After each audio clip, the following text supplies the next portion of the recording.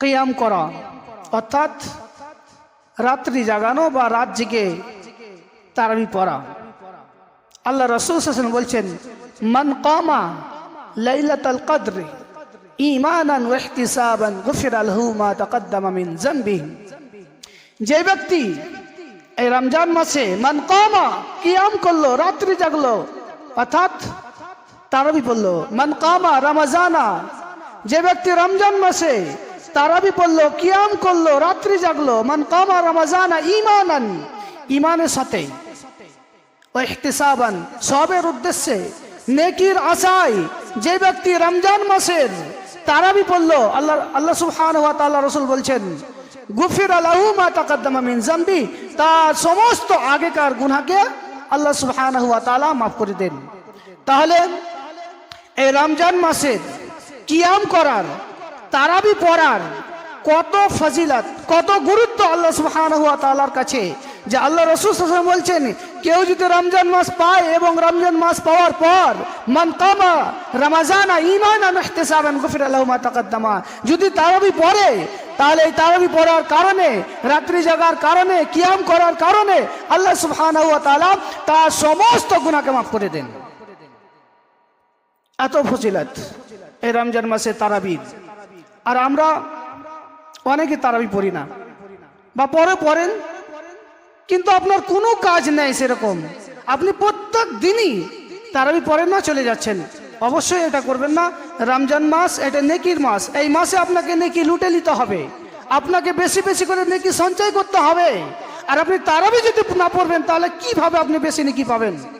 তারাবির এত ফজিলত যে গুফিরা লাহু মা তাকদ্দামা মিন যামবি, তার সমস্ত গুনাহকে, যত সাগীরা ছোট ছোট গুনাহ রয়েছে সমস্ত গুনাহকে এই তারাবি পড়া করার কারণে আল্লাহ সুবহানাহু ওয়া তাআলা মাফ করে দিবেন। তাহলে আপনি তারাবি ছাড়বেন কেন? অবশ্যই আপনি আজকের পর তারাবি পড়বেন, তারাবি ছাড়বেন না। তাহলে তারাবি আমাদেরকে পড়তে হবে এবং তারাবি হলে সুস্থ পড়তে হবে। এটা নাই যে ইমাম সাহেব দায়িত্ব পেয়ে গেছে তারাবি পড়ার, তো তাড়াতাড়ি দায়িত্ব মানে পড়ে নিবে, বা আমি তাড়াতাড়ি যত তাড়াতাড়ি পারবো আমার মন মতো তারাবি পড়িয়ে দেবো না। তারাবি হলে সুস্থ পড়তে হবে। আমি যেই দোয়াগুলো বা কেরাতগুলো পড়ছি, সূরাগুলো পড়ছি, যাতে করে আমি সেগুলো স্পষ্ট পড়তে পারি, স্পষ্ট বুঝতে পারি যে আমি কি বলছি, কোথায় ইয়া আলামুন বলছি, কোথায় তা আলামুন বলছি, কোথায় মুহতাদুন বলছি, কোথায় মুমিনিন বলছি, কোথায় মুমিনুন বলছি। এক একটা অক্ষর, বড় সিন, ছোট সিন, কফ, কাফ, জিম, জাল, গদ, এক একটা উচ্চারণ যাতে করে ঠিকভাবে হয়। কোথায় মাদ আছে, কোথায় তাসদীদ আছে, কোথায় জজম আছে, কোথায় ইল্লাত আছে, কোথায় ওয়াকফ আছে, কোথায় থামতে হবে, কোথায় থামতে হবে না। এই জিনিসগুলো যাতে করে যে ইমাম সাহেব থাকবে সে যাতে করে বুঝতে পারে যেখানে থামা উচিত, এখানে পড়া উচিত, এখানে টানা উচিত, এখানে গুণনা করা উচিত, এগুলো বুঝে বুঝে পড়বে, হলে সুস্থ পড়বে।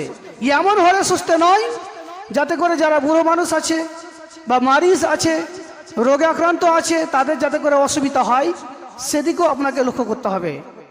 যাতে করে যারা বুড়ো মানুষ রুকু সাজদা করতে, দাঁড়িয়ে থাকতে অসুবিধা হবে, এদিকেও আপনাকে লক্ষ্য করতে হবে যে ইমাম আছে। এক কথায় তারাবি পড়তে হবে হলে সুস্থে এবং মুক্তাদির দিকে দেখে, যাতে করে মুক্তাদিরও অসুবিধা না হয়। আর আপনার তারাবিটাও খুব তাড়াহুড়ো করে একদম 4G 5Gর মতো সিধা উঠো, ফের রুকু করো, ফের কিয়াম করো, সালাম ফিরাও, এই তাড়াতাড়ি হুড়ো করে একদম তাড়াতাড়ি পড়ে নিলেন, এরকম যেন মানে তারাবি না হয়। হলে সুস্থ হবে, মুক্তাদির দেখে পড়তে হবে, যাতে ওদেরও কোনো অসুবিধা না হয়, আপনারও যাতে করে কোনো অসুবিধা না হয়। এইভাবে আপনাকে কি করতে হবে? তারাবি পড়তে হবে। এবার